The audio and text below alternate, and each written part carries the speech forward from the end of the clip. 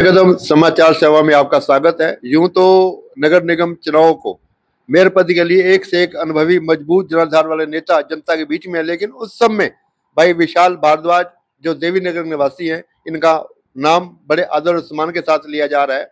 आइए करते हैं बातचीत के पार्टी ने इनके ऊपर विशाल भारद्वाज जी को मेयर पद के लिए चुनने का लगभग निर्णय लिया है।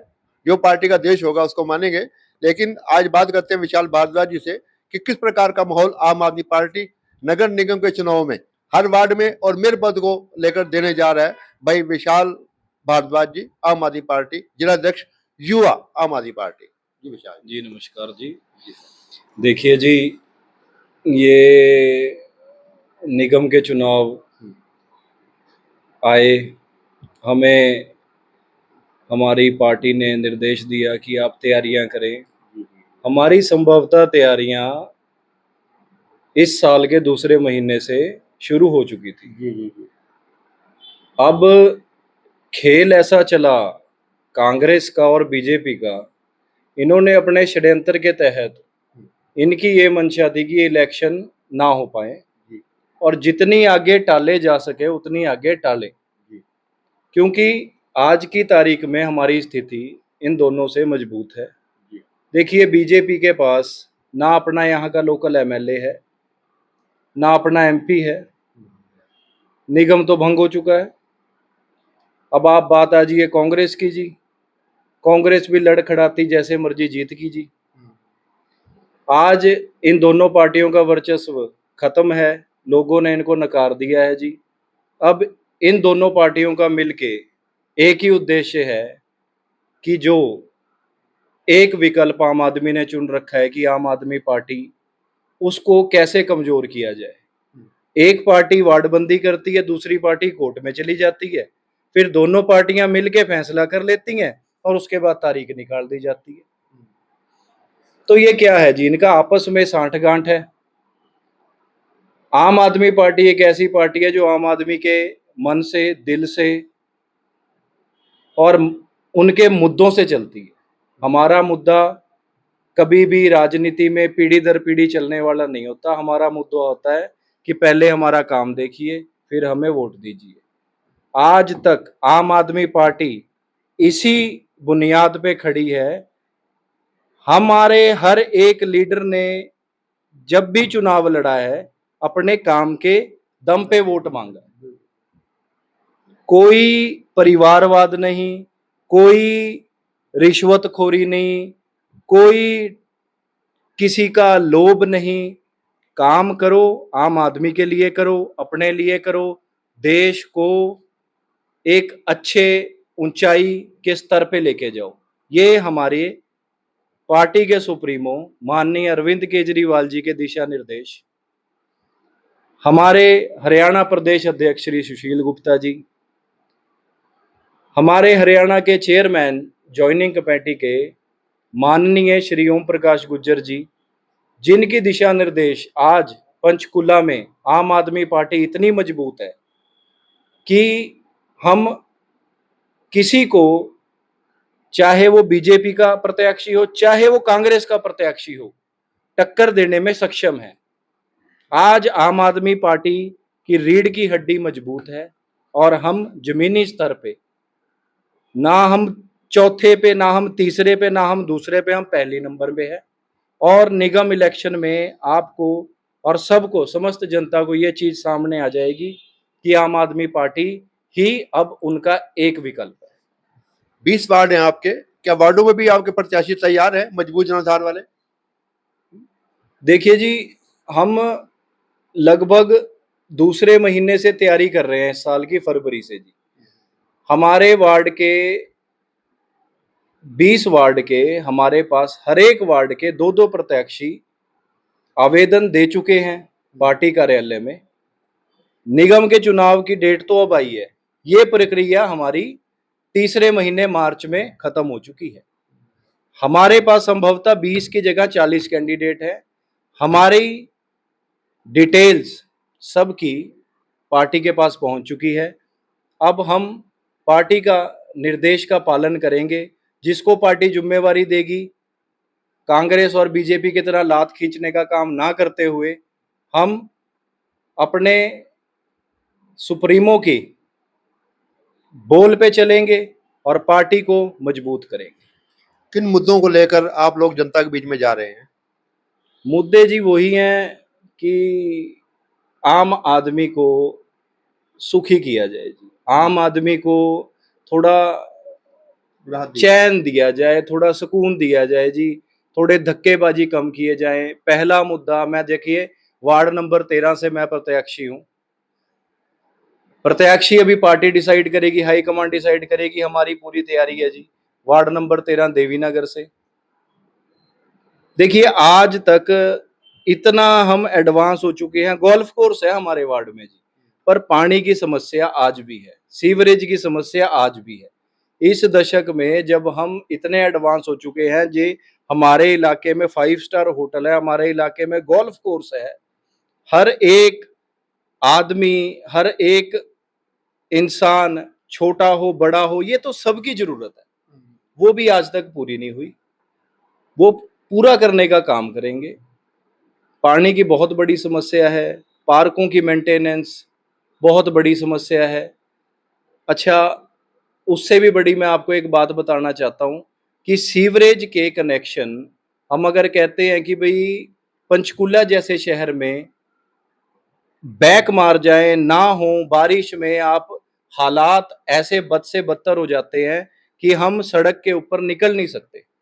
तो ये बेसिक चीजें हैं जी, बिल्कुल जरूरी जमीनी चीजें हैं जिसका मुद्दा लेके हम चुनाव लड़ेंगे और जीतने के बाद इस चीज को आश्वस्त करते हैं कि पहले 6 महीने में हम हर चीज की तैयारी करते चलेंगे।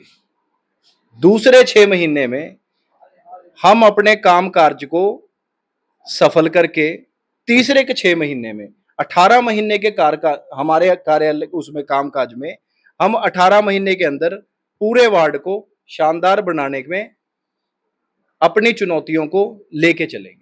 विशाल जी, भाजपा का यहाँ पर मेयर रहा है, कैसी उनकी कार्यप्रणाली रही? देखिए जी, भाजपा का मेयर रहा है कि अब आप ये कह सकते हैं जी, भाजपा का तो ना मेयर होता है, ना भाजपा का सीएम होता है, ना भाजपा का एमएलए होता है, यहाँ तो मोदी सरकार है जी। हमने तो आज तक कभी सुना नहीं कि भाई कोई मेयर का फैसला है या कोई एमएलए का फैसला है, विधायक का फैसला है।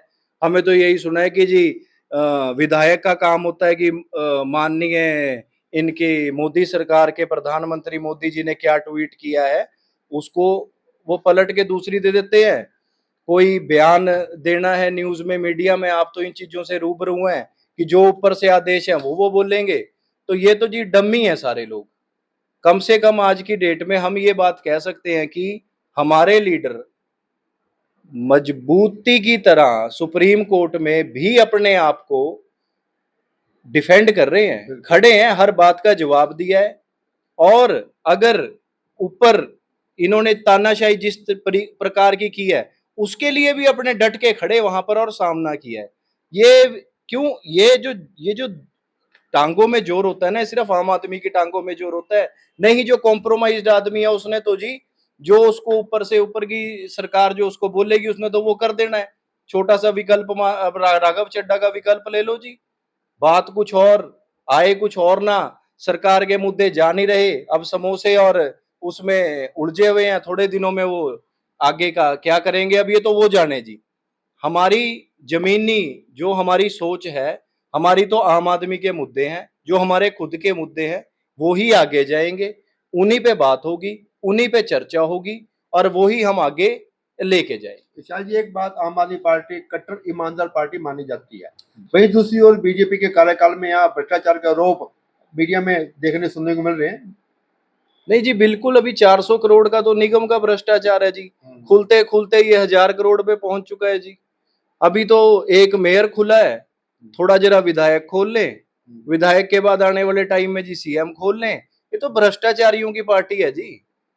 मैं कह रहा हूं हमारे पास आज की तारीख में विकल्प ही आम आदमी पार्टी बची है। नहीं, हमें खड्डे में घुसाया कांग्रेस ने पिछले 50 साल, आगे के 50 साल हमारे ये खा जाएंगे जी बीजेपी वाले। अगर कहीं कुछ आपको देश में प्रगति दिख रही है तो वो कुछ समय के लिए दिल्ली में दिखी, अब पंजाब में दिख रही है। अरे वहां बात तो होती है, जो जरूरत है इंसान को जरूरत तो मिल रही है।